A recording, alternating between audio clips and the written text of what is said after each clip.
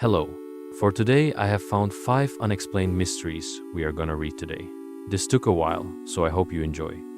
If you want to know more about these mysteries, they all have links in the description. Alright, let's start with one of the strangest things that's ever happened in the mountains. Picture this. It's February 1959, deep in the Soviet Union. 9 experienced hikers are making their way through the northern Ural Mountains in what's now Russia. These weren't amateurs, they were students from the Ural Polytechnical Institute, all in their 20s, led by a guy named Igor Dyatlov, who was 23. They had experience, they knew what they were doing, and they were attempting something pretty hardcore, a trek to Mount Otorten, which was a difficulty level that required serious skill. On January 28th, they set out. The group was 10 people at first, but one person, Yuri Yudin, had to turn back early because of knee pain. He would be the only survivor, and that decision to turn around probably saved his life. Here's what we know happened. The hikers were supposed to return on February 12th, but delays on these kinds of trips were common, so nobody really panicked right away. But when they didn't show up and there was no word from them, a search party was sent out. What they found on February 26th was completely bizarre. About a mile from where they should have been, the searchers found a tent, and the tent was messed up in a way that didn't make any sense. It had been cut open from the inside, not torn by wind or damaged by an avalanche, deliberately cut with a knife by the people inside. And here's the thing, the tent was still standing, still mostly intact, with all their belongings inside. Their food was there, their clothes were there, even their boots. In the middle of a Siberian winter, where temperatures were hitting minus 40 degrees, these experienced hikers had cut their way out of their own tent and fled into the night wearing barely anything. The search party followed the footprints in the snow. 9 sets of footprints heading downhill toward a forest about a mile away. Some were wearing socks, some were barefoot. They found the first 2 bodies under a cedar tree, Yuri Doroshenko and Yuri Krivonishenko. They were wearing almost nothing and had died from hypothermia. But here's where it gets weirder. There were signs they'd tried to climb the cedar tree, and branches were broken off up to 15 feet high, as if they were trying to see something or get away from something. Between the cedar tree and the tent, they found 3 more bodies. Igor Dyatlov himself was found reaching back toward the tent, like he was trying to return. Zenaida Kolmogorova was also found on the path back, and Rustem Slobodin. All 3 had died from hypothermia. But Slobodin had a fractured skull, not severe enough to kill him, but definitely from some kind of impact. The last 4 bodies weren't found until May, when the snow started melting, and these are where things get really disturbing.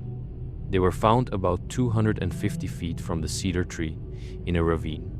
They had built a den in the snow using branches from the cedar. But unlike the others, these 4 hadn't died from the cold. They had severe injuries. Lyudmila Dubinina had massive chest fractures, ribs broken on both sides. Semen Zolotarev had the same kind of trauma.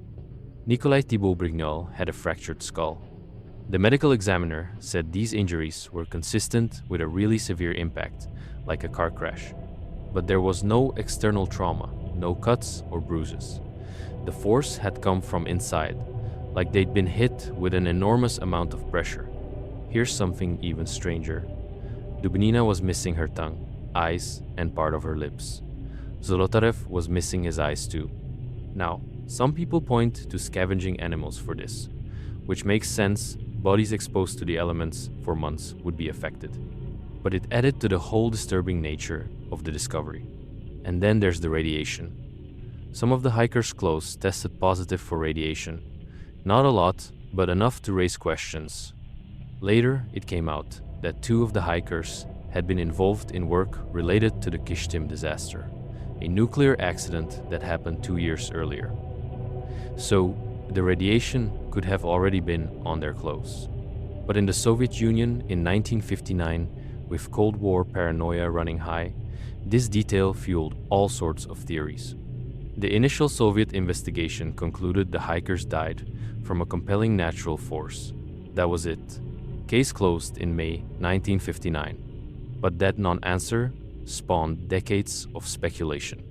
The avalanche theory has always been the most popular scientific explanation, but there were problems with it. When the search party found the tent, there was no debris, no sign that an avalanche had hit. The slope where they camped wasn't steep enough for a typical avalanche. And if an avalanche had occurred, why would they have cut their way out of the tent instead of just unzipping it? Why would they flee a mile away?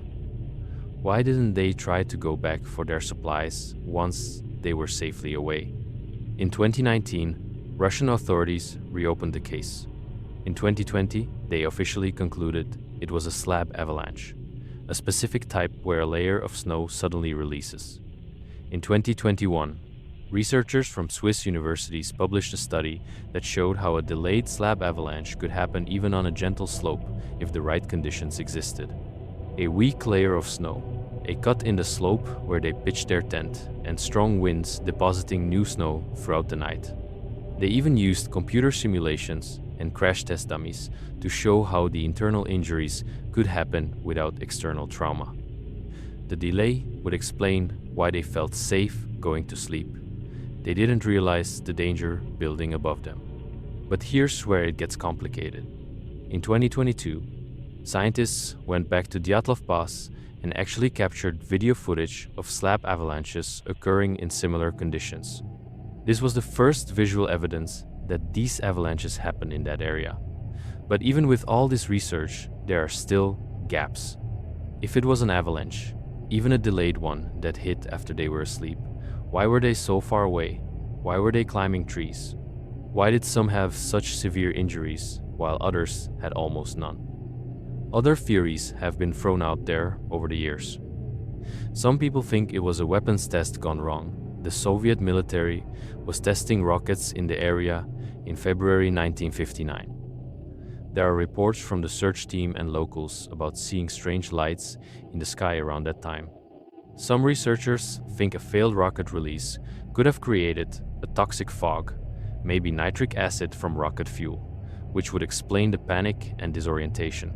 But there's no direct evidence of this. Others have suggested infrasound, low-frequency sound waves created by wind moving through the mountains that can cause anxiety, panic, and even physical symptoms in humans. Kármán vortices from high winds could theoretically produce these frequencies. But again, proving this happened on that specific night is impossible. Then there's the theory about the Mansi people, the local indigenous group.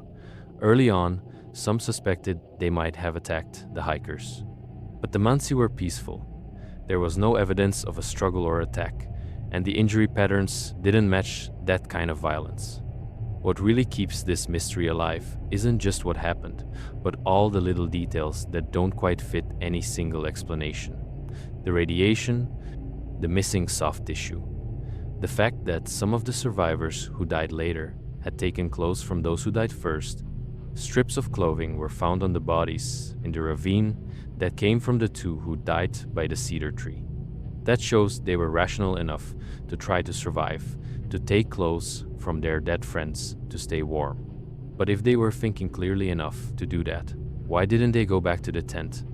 The case has inspired tons of books, movies, documentaries. There's even a Dyatlov Pass in the area now, named after Igor Dyatlov, and a memorial stands there today. But we'll probably never know exactly what happened. The avalanche theory is the best we have. It's backed by science and explains a lot. But the human mind doesn't want to accept that 9 experienced hikers died because of bad luck and a freak weather event. We want there to be more to it. And maybe that's why this case will never really be solved, at least not to everyone's satisfaction. Next up, let's talk about one of the greatest maritime mysteries ever. December 5th, 1872. A British ship called the Dei Gratia was sailing east of the Azores, about halfway between Europe and America, when they spotted another vessel. The captain, David Morehouse, recognized it.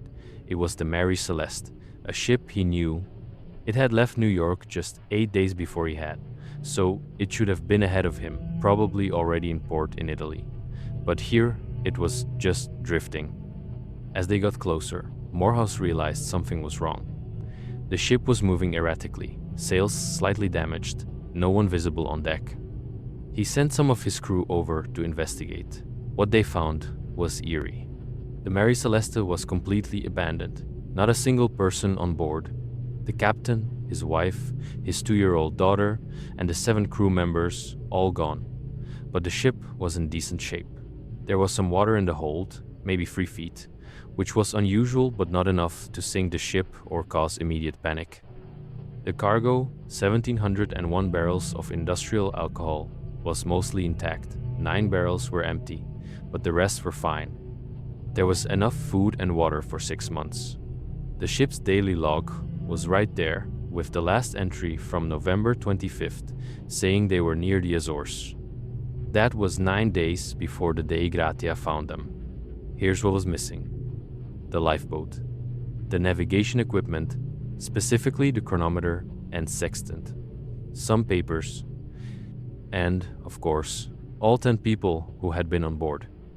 The captain of the Mary Celeste was Benjamin Briggs, a 37-year-old guy from Massachusetts with a really good reputation.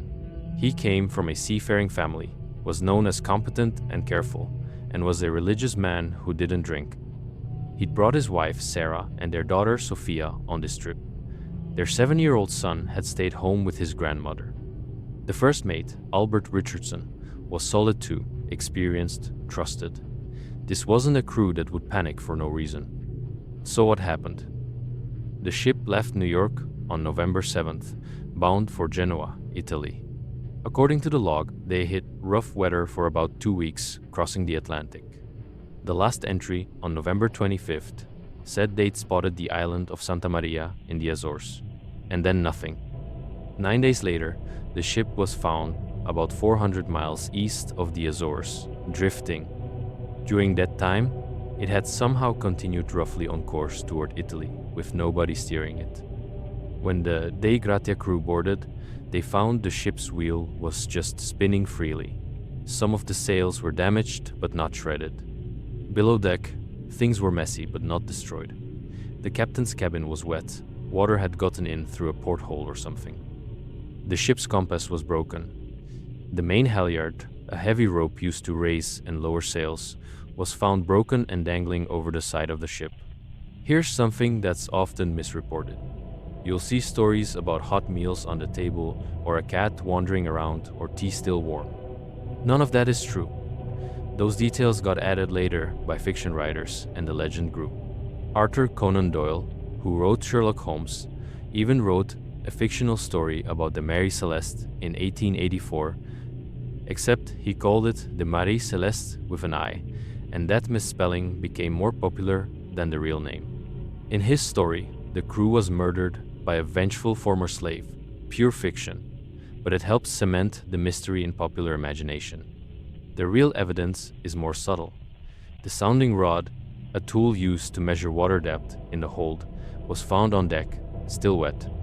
That suggests someone had recently checked how much water was in the ship.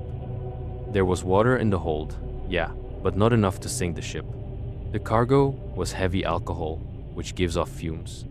Some people have theorized that the captain might have thought there was going to be an explosion.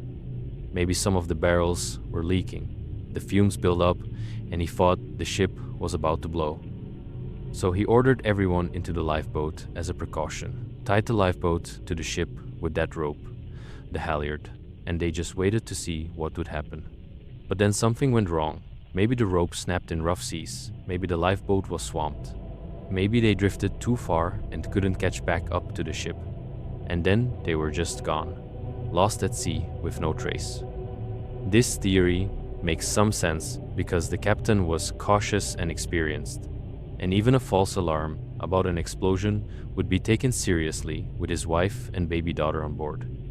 But it doesn't explain everything. Why didn't they grab warmer clothes?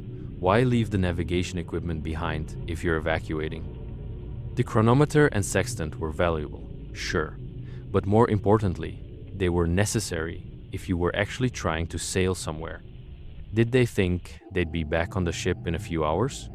Investigators at the time considered all sorts of possibilities. Piracy? No. because nothing valuable was taken. The cargo was intact, the captain's belongings were there. Mutiny? Again, no evidence. The crew was small, hand-picked, experienced. There were no signs of violence, no blood, no weapons discharged. Insurance fraud?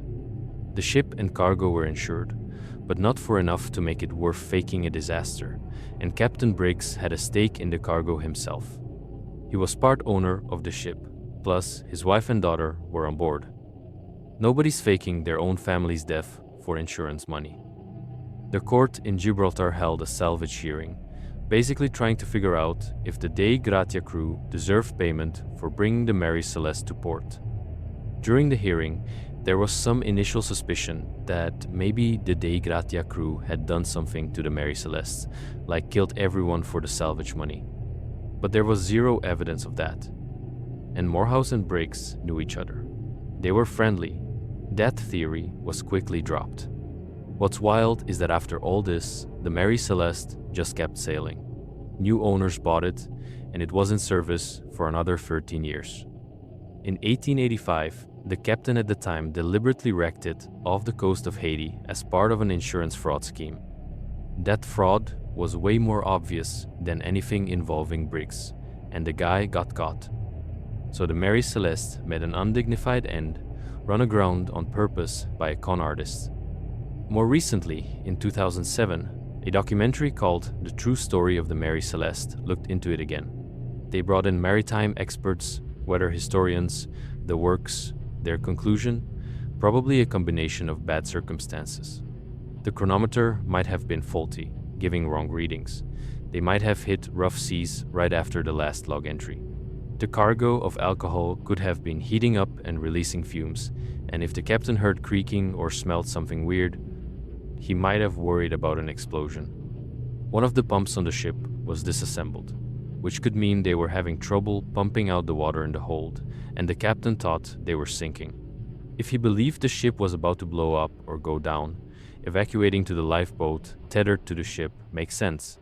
You wait, see if the ship is really in danger, and if it's fine, you row back and climb aboard. Except they never made it back. But even that explanation has holes. The weather on November 25th, according to the log, wasn't that bad. If the situation was so dire they had to abandon ship, why was the log so calm? Why not write abandoning ship or something? And how did a small lifeboat with 10 people, including a 2-year-old, just disappear without any wreckage ever being found? The Mary Celeste has become shorthand for any mystery where people vanish without explanation. The term ghost ship gets thrown around, and the myth has grown bigger than the facts. But at its core, it's a genuinely strange case. 10 people, including a baby, vanished from a seaworthy ship with plenty of supplies. No bodies were ever recovered. No wreckage of the lifeboat was ever found. Just a ship, floating empty in the middle of the Atlantic, with a half-finished log and a broken rope trailing in the water. Alright, now we're getting into what might be the most famous mystery zone in the world, the Bermuda Triangle. And the case that really put it on the map was Flight 19, December 5th, 1945. World War II had just ended a few months earlier, and the US Navy was running training exercises out of Fort Lauderdale, Florida. At 2:10 p.m., 5 TBM Avenger torpedo bombers took off from Naval Air Station Fort Lauderdale. These were big planes, sturdy, reliable. Each one had a crew of 3, except one that had 2, so 14 men total. The flight leader was Lieutenant Charles Carroll Taylor. Everyone called him C. He was 28 years old, experienced, with about 2,500 flying hours, most of them in these exact types of planes. This was supposed to be a routine training flight for the other pilots, who were students but still had about 300 flying hours each, not beginners.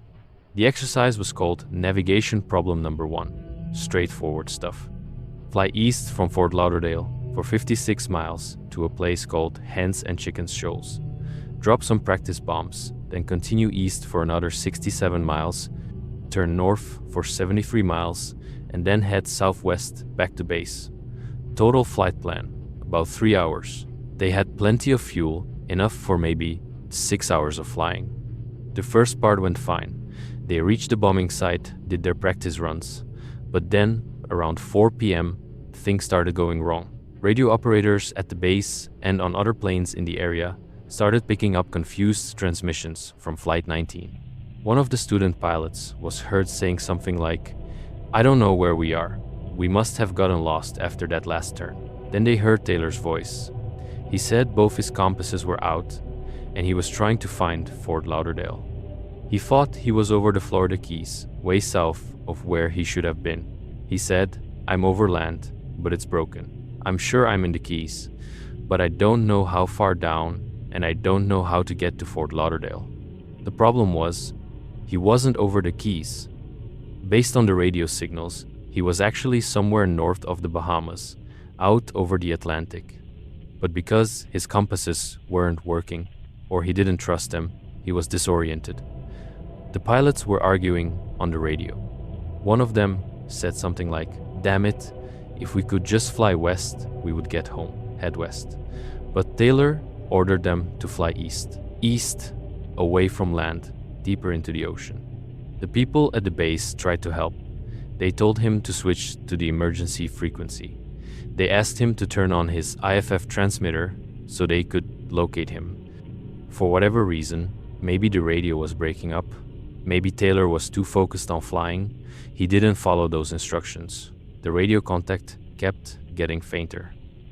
By 6 p.m., the last transmission from Flight 19 was received.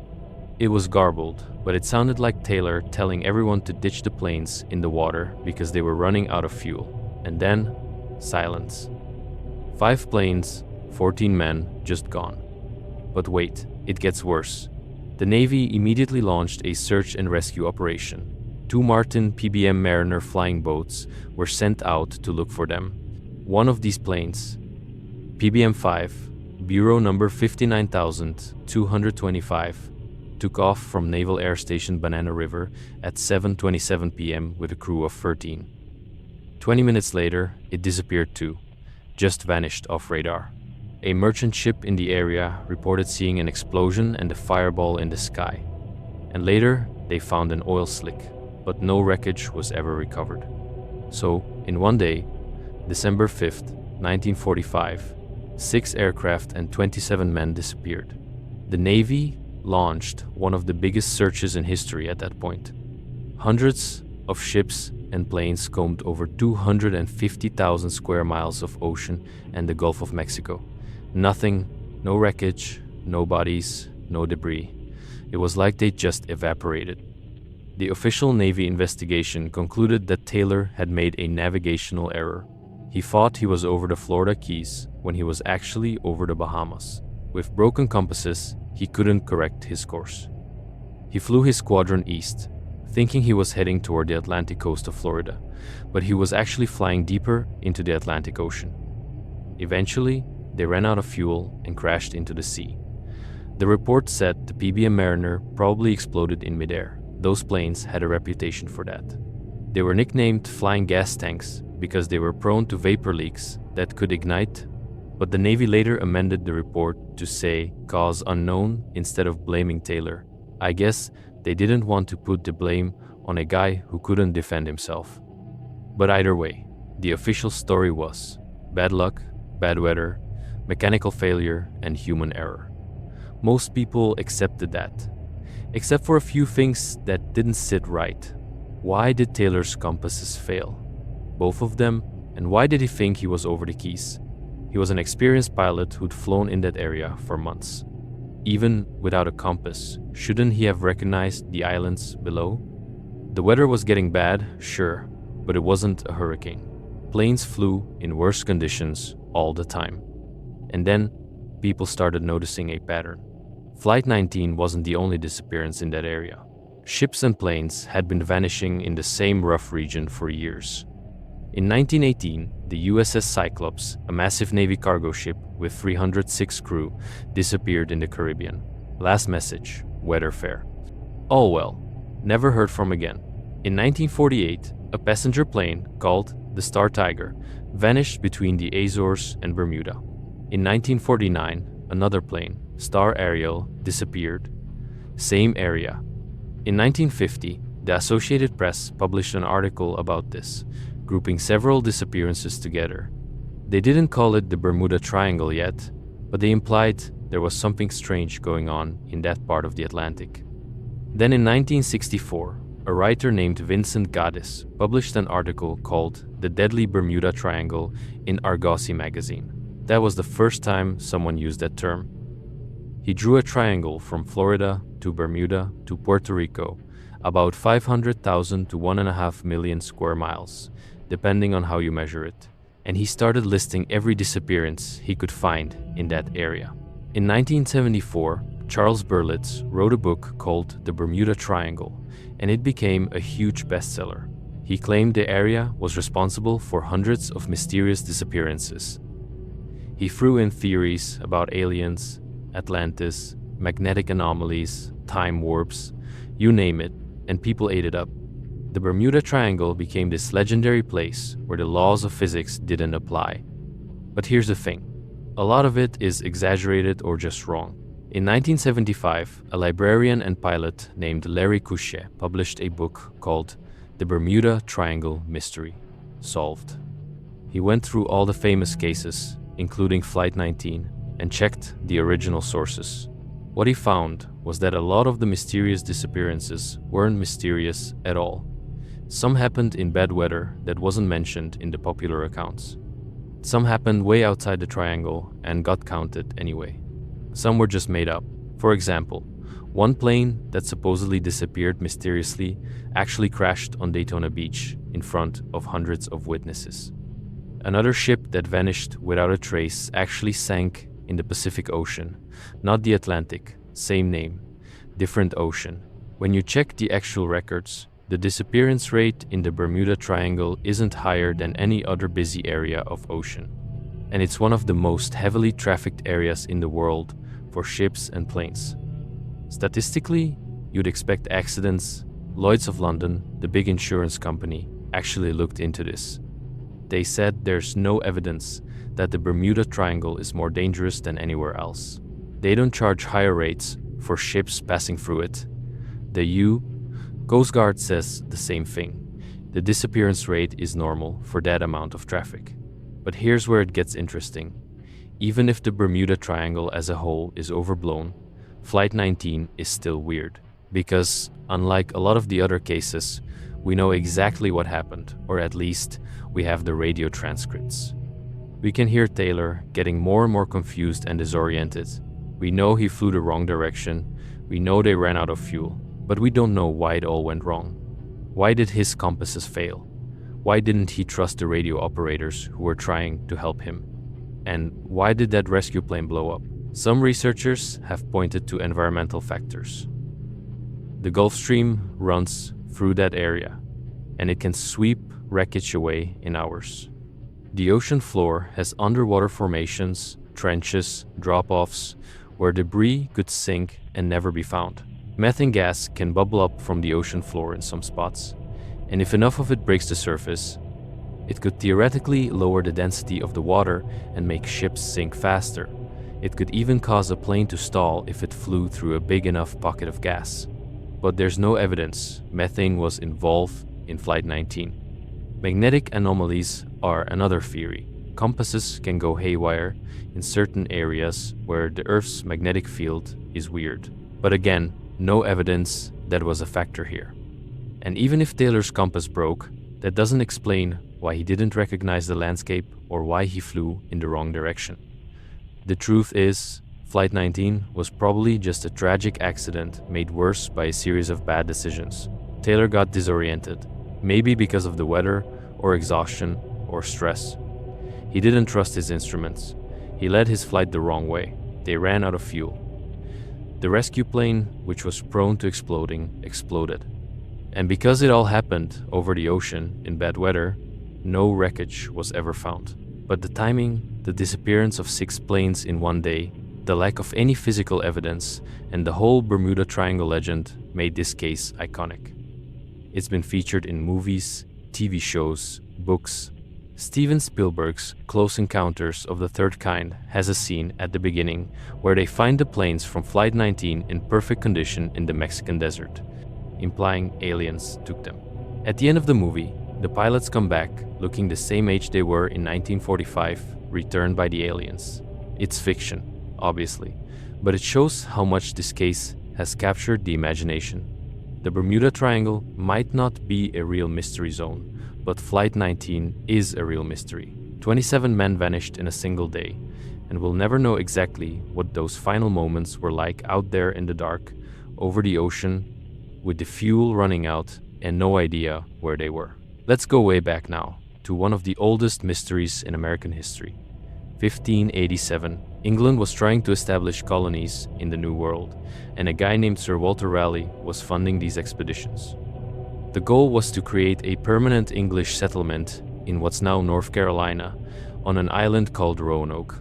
In July 1587, a group of about 117 people landed on Roanoke Island. This wasn't just a bunch of soldiers or explorers, it was families, men, women, children. The plan was to actually live there, build a community, start fresh. Among them was a man named John White, who was the governor of the colony, and his pregnant daughter, Eleanor Dare. On August 18th, 1587, Eleanor gave birth to a daughter she named Virginia Dare. Virginia was the first English child born in the Americas. That's a big deal, historically, but it's also heartbreaking when you know what happens next. The colony struggled from the start. They arrived too late in the year to plant crops properly, so food was scarce. They'd also had some bad encounters with the local Native Americans. The colonists had accidentally attacked a friendly tribe by mistake, killing one of their members, so tensions were high. 3 days after the colonists arrived, another colonist was killed by Native Americans. The situation was bad. By the end of August, the colonists decided they needed help. They asked John White to sail back to England and bring supplies. White didn't want to go. He'd just become a grandfather. His family was there, but the colonists convinced him it was necessary. So on August 27th, about 9 days after Virginia was born, John White left on a ship. He thought he'd be back in a few months with food, tools, maybe more people.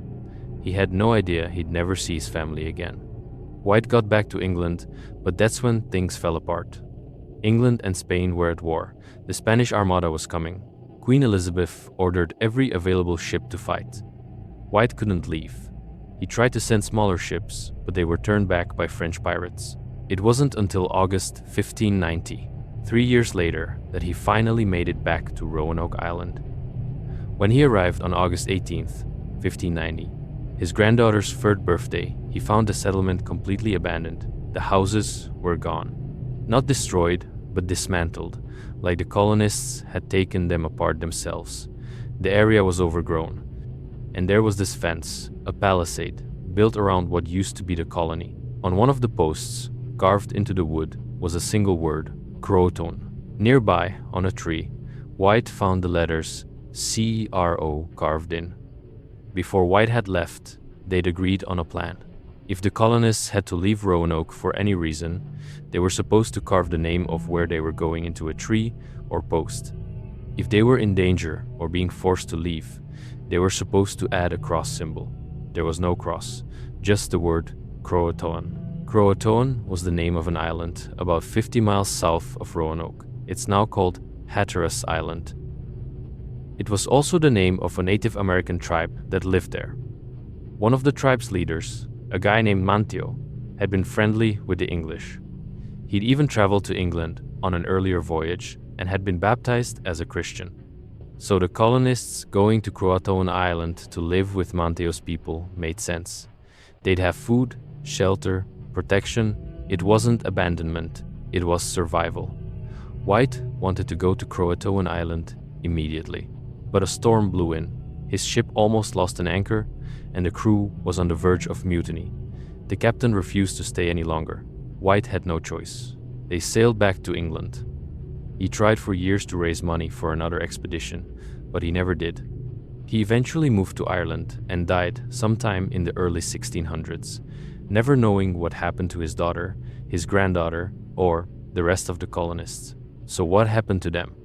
For over 400 years, people have been trying to figure it out. The most obvious theory is that they went to Croatoan Island, just like the carving said, and there's actually some evidence for this. In 1701, more than 100 years after the colony disappeared, an English explorer named John Lawson visited the area. He met with the Hatteras people, the descendants of the Croatoan, and he wrote that some of them had gray eyes and said their ancestors could speak out of a book, meaning red. That suggests English ancestry. In the past 20 years, archaeologists have been digging on Hatteras Island, and they've found stuff, European artifacts, pieces of swords, gun parts, writing slates, glass, mixed in the same layers of soil as Native American pottery and arrowheads. It looks like English people and Native Americans were living together around the late 1500s. One of the researchers, a guy named Scott Dawson, has written a book arguing that the colonists went to Hatteras Island and integrated with the Croatoan tribe. It's not a mystery, he says. They literally told us where they went, but not everyone buys that. Some researchers think only part of the colony went to Croatoan. Maybe some families went there, but the main group went somewhere else. There's another theory based on a map John White drew. In 2012, researchers at the British Museum noticed something weird about the map. When they held it up to a backlight, they saw a small fort symbol hidden under a patch. The patch had been glued onto the map, probably to hide a location from enemies, and underneath was this little fort drawn on the mainland, inland from Roanoke, near the Albemarle Sound. That led archaeologists to a site they called Site X. When they started digging there, they found pottery shards that dated to the late 1500s, Elizabethan-era stuff. Not a lot, but enough to suggest a small group of colonists might have been there, maybe 10 or 15 people, like an extended family and some servants. So the theory now is that the colony split up. Some went to Croatoan Island in the south, some went inland to the west to live with other tribes. Maybe they spread out to increase their chances of survival. There's even a darker theory. Documents from the Jamestown colony, which was founded in 1607, mention English people living among Native American tribes inland. One report said that the Powhatan chief killed English colonists who were living with the Tuscarora tribe. So maybe some colonists went to one tribe, got caught up in inter-tribal conflict, and were killed. It's not pleasant to think about, but it was a violent time. The thing that makes this case hard to solve is that we're looking for evidence from over 400 years ago. Wood rots, buildings disappear, graves get lost. And unlike, say, a plane crash or a shipwreck, the colonists didn't leave one big site. They split up. They joined different communities. They became part of the landscape. Recent archaeology has found hammer scale, iron oxide from blacksmithing, mixed with 16th century artifacts on Hatteras Island, suggesting colonists were forging new tools there. But there are still loose ends. We don't know how many people went where or what happened to all of them. One theory that's become really popular lately is that the mystery was manufactured. A historian named Andrew Lawler argued that the lost colony wasn't considered lost until the 19th century. Before that, people assumed the colonists had integrated with native tribes. But in the 1800s, when racial attitudes hardened and segregation became law, the idea of English colonists assimilating with Native Americans became taboo.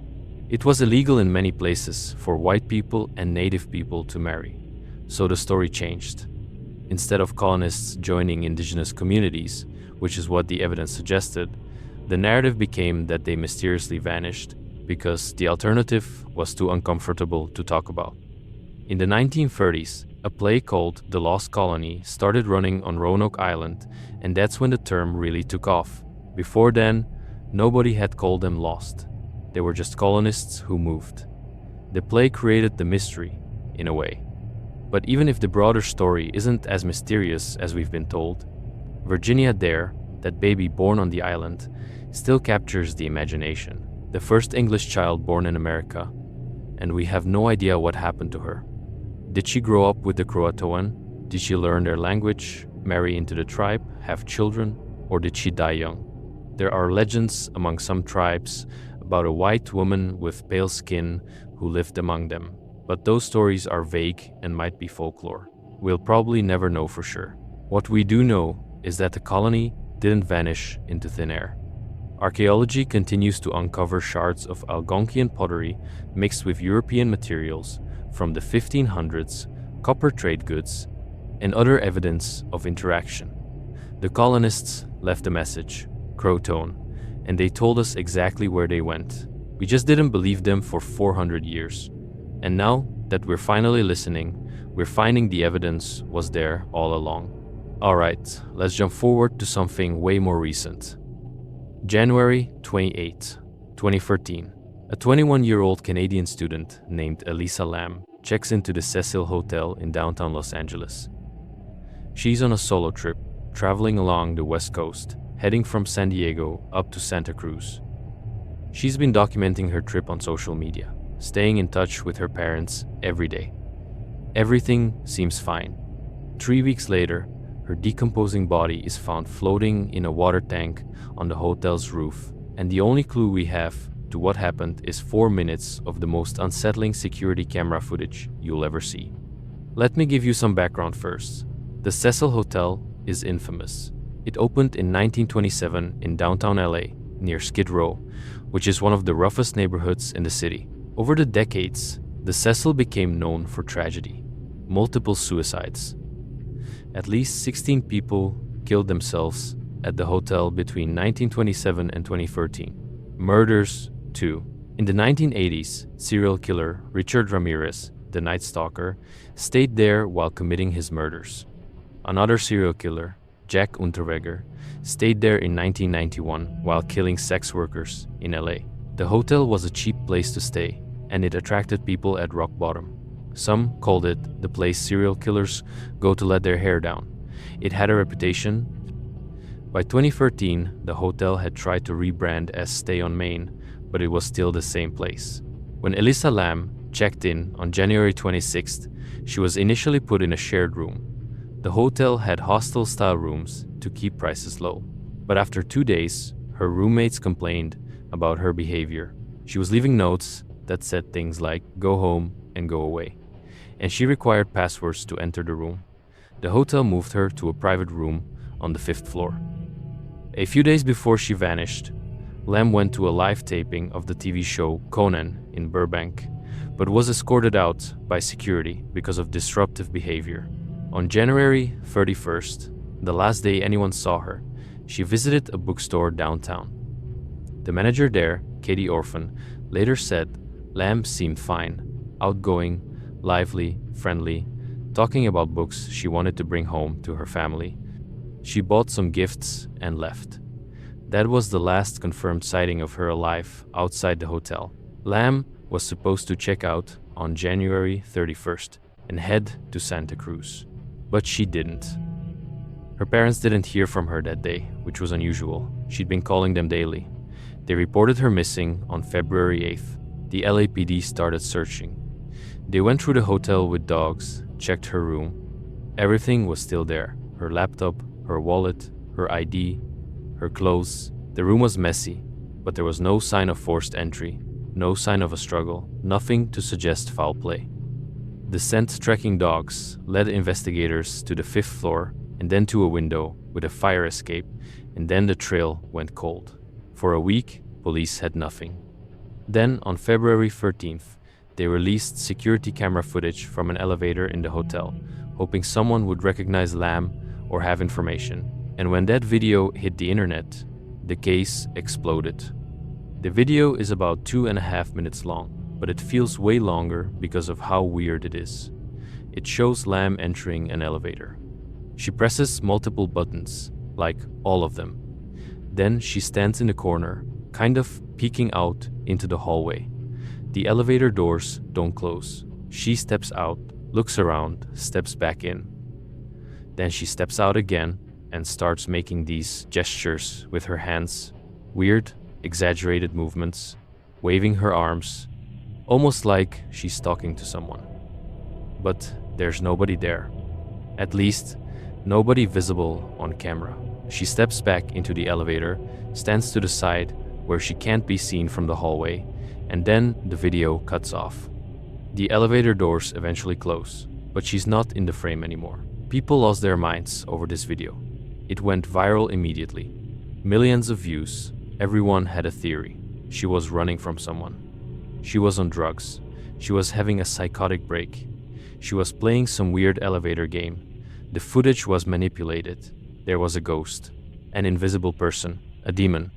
The theories got more and more wild. Internet sleuths descended on the case, and some of them went way too far, accusing random people, including a musician who happened to be staying at the hotel around that time, even though he was provably in Mexico when Lam disappeared. Meanwhile, guests at the Cecil were starting to complain. The water pressure was low, the water coming out of the taps was discolored, tasted weird, smelled bad. On the morning of February 19th, a maintenance worker named Santiago Lopez went up to the roof to check the 4 water tanks that supplied the hotel. The tanks were big, 4 feet by 8 feet cylinders propped up on concrete blocks. You needed a ladder to look inside them. The lids were heavy, about 20 pounds each. When Lopez climbed the ladder and looked into one of the tanks, he saw a body floating face up in the water. It was Elisa Lam. The tank had to be drained and cut open to get her out. The maintenance hatch was too small. When they recovered her body, she was naked. Her clothes, watch, and room key were floating in the water with her, covered in some kind of sand-like material. There was no phone. It was never found. The autopsy was performed on February 21st, and the results were confusing. Lam's body showed no signs of physical trauma, no evidence of assault, no injuries that would indicate violence. The toxicology report came back with traces of her prescription medications. She'd been prescribed several drugs for bipolar disorder and depression, but the levels were really low, suggesting she hadn't been taking them regularly.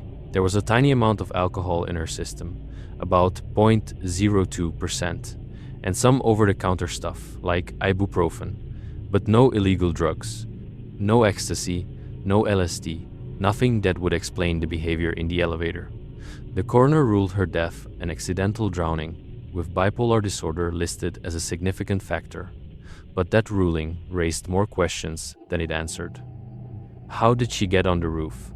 The door to the roof was locked and alarmed. Supposedly, if anyone opened it, hotel staff would know. There were fire escapes on the outside of the building, and investigators think she probably used one of those. Her scent trail led to a window near a fire escape, so that tracks.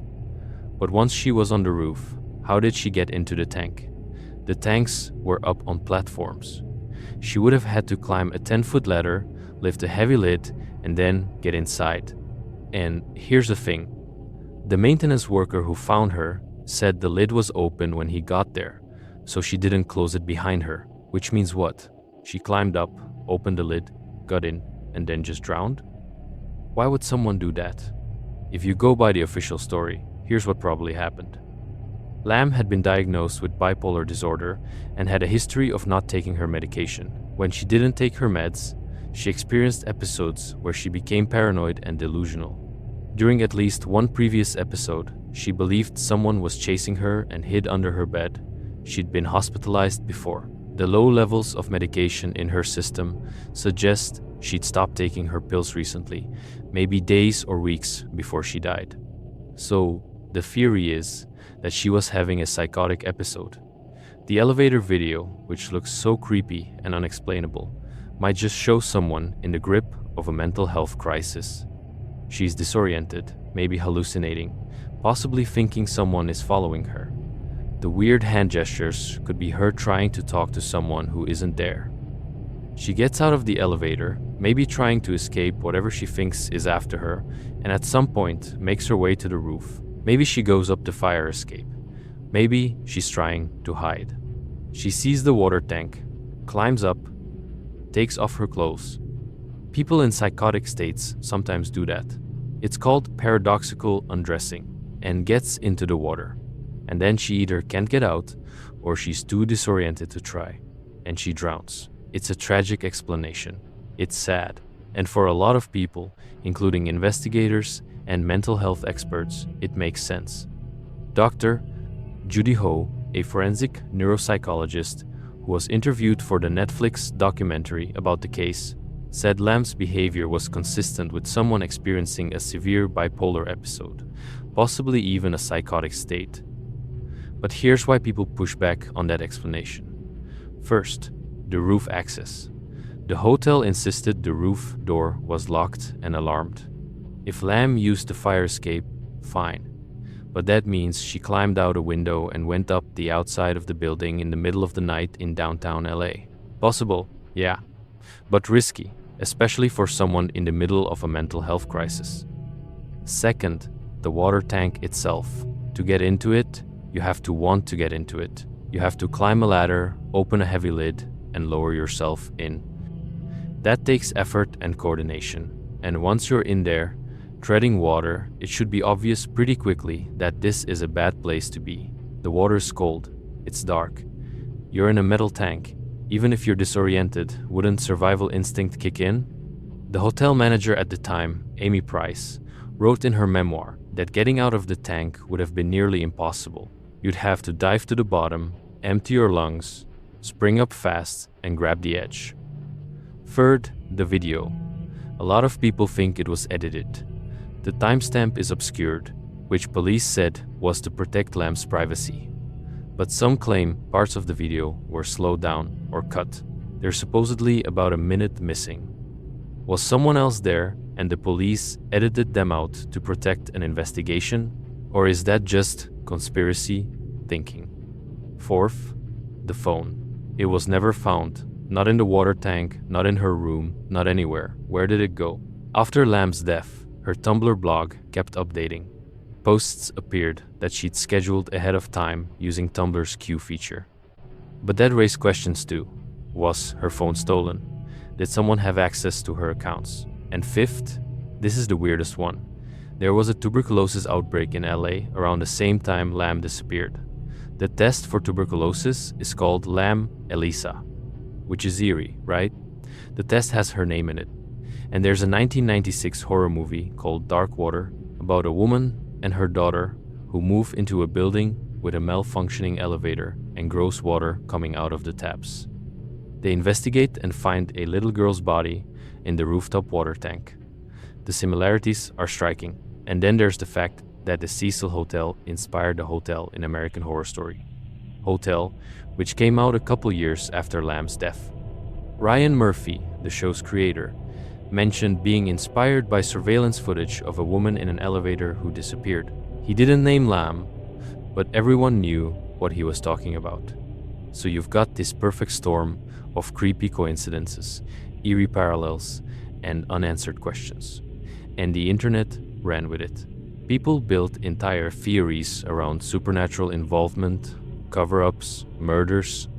One of the most popular theories was that Lamb was playing something called the Korean elevator game, a ritual where you press buttons in a specific order and supposedly end up in another dimension or summon spirits. But there's no evidence she knew about that game, and the button pressing in the video doesn't match the pattern. Another theory involved dimensional travel or time slips. People pointed to the timestamp being obscured and claimed Lamb had somehow slipped into another dimension, which is why she seemed to be talking to someone who wasn't there. This is obviously not a real thing, but it shows how desperate people were to find an explanation that wasn't just mental illness and bad luck. And here's the dark side of all this internet sleuthing. A German musician named Morbid, who'd been staying at the Cecil, posted a music video around the time of Lamb's death. The video had dark imagery, a woman being chased through a forest. People decided he was involved. They harassed him online, accused him of murder, dug into his life. He was provably in Mexico when Lamb died, but that didn't stop the accusations. He talks about it in the Netflix documentary, and you can see how much it affected him. Same thing happened to the hotel staff. Amy Price, the manager, got accusations that she covered something up or edited the video. She didn't. She did her job and cooperated fully with police. But once you're in the crosshairs of internet detectives, facts don't matter. In 2021, Netflix released a 4-part documentary called Crime Scene: The Vanishing at the Cecil Hotel. It laid out the whole case, interviewed the detectives, the coroner, hotel staff, and the conclusion they came to the one that matches the official investigation, is that Lam's death was a tragedy related to mental illness. She wasn't on her medication. She had a psychotic episode. She ended up on the roof in a state of confusion, and she drowned. It's not a murder mystery. It's not paranormal. It's just heartbreakingly sad. But even with that explanation, there are gaps. We don't know exactly how she got on the roof. We don't know what she was thinking or experiencing in those final hours. We don't know why she got into the water tank. And we'll never know, because the only person who could tell us is gone. What makes this case stick with people isn't just the video or the circumstances. It's that it happened in the smartphone era, in a major city, in a place with cameras everywhere, and we still don't have all the answers. We have footage of her last movements. We know where her body was found. We have an autopsy. And yet, there's still this feeling that something is missing. Some piece of the puzzle that would make it all click into place. The Cecil Hotel closed for renovations in 2017, the same year Amy Price left. It was declared a historical landmark. Plans were made to turn it into something else, maybe affordable housing, maybe something that could help the community instead of being associated with death. As of now, it's still closed. And Elisa Lam's case remains one of the most discussed mysteries of the internet age, even though the official answer is that it's not really a mystery at all. It's just a tragedy that happened to be caught on camera in one of the most unsettling ways imaginable.